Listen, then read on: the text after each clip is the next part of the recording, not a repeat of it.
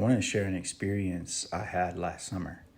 This is going to sound odd, perhaps, to many of you, but I think it's biblically sound for a number of reasons, not the least of which being the widespread tradition throughout church history of interpreting the Song of Songs as figuratively speaking of the love Christ has for his bride, the church, or for even the individual Christian. So as I describe this experience, understand it has, I think, a similar figurative meaning as the Song of Songs. And, we are the bride of Christ and as individually members of that bride. And so, but anyway, this happened during a particularly difficult season that I was going through. I was experiencing physical and psychological distress of a wide variety. I was low in the valley, to put it simply.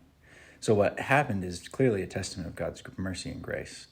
Anyway, I lay down to take a nap, and I put some worship music on, hoping it might have the same effect that David's playing did for Saul. When David played for Saul, and it drove an unclean spirit that had been tormenting Saul away.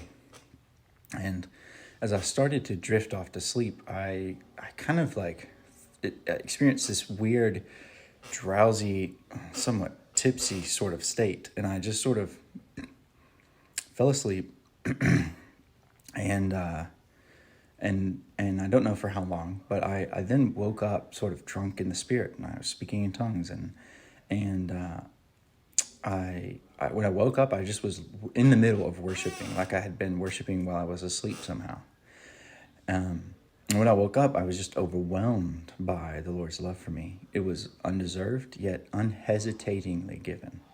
I saw Jesus looking at me, and I felt completely naked before his gaze. It was like I didn't want him to look at me, but yet I did at the same time. And I knew he could see everything about me, all my sins and failures.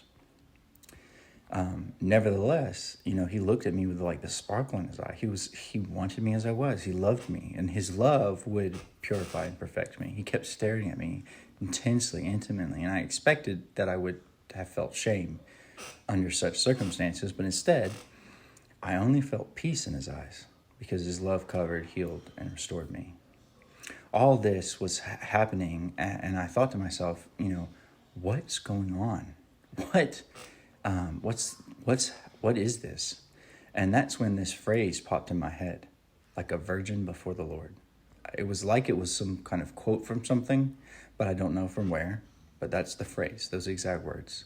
And it was so unexpected and so awkward that I burst out laughing uncontrollably.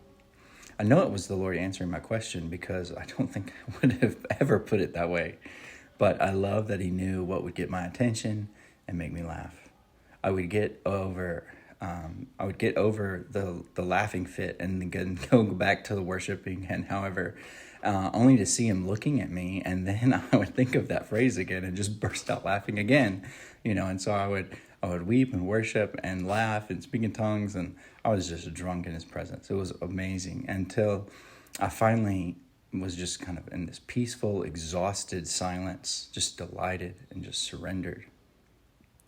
And I share this despite it being somewhat awkward and very personal because it changed my life. At a time when every flaw and failure were painfully resounding through my heart, mind, and body, literally, when I was wondering if I would ever be anything other than a broken, undeserving, lost, failing person, Jesus revealed to me experientially that he loves me and sees me the way I was created to be, the way his blood paid for me to be. And his love and passion for me would bring it to fulfillment. And I know, for the scriptures bear witness to it, that Jesus feels the same way towards you too. Call out to him. If you want to look at some scripture related to this experience and this theology, see Philippians 1, 3 through 11, Romans 8, and Ephesians 1, 15 through 2:10. Thanks.